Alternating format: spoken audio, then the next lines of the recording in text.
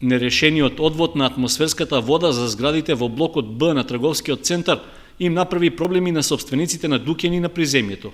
Собирните цевки од покривите се излеваат на плочникот што служи како покрив за дуќаните, а шахтите често се затнати, па водата пробива во внатрешноста на дуќаните.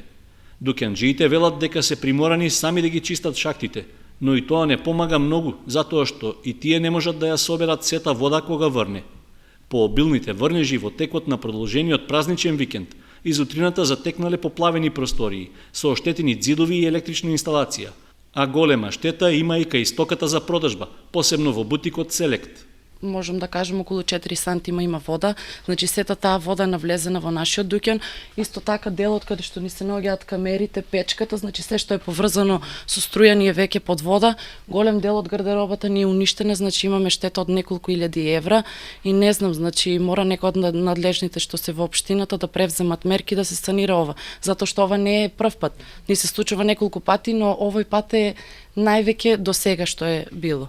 Трговскиот центар немал посериозна интервенција за реконструкција уште од времето кога е изграден пред повеќе од 3 децении.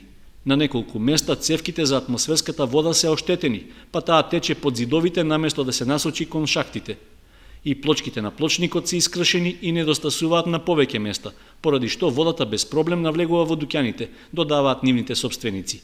Ништо не е превземено до сега. Значи овие плочки се уште од кога се ставени и никогаш ништо не е превземено. Не знам, валјда ние сами ќе си ја поднесеме штетата.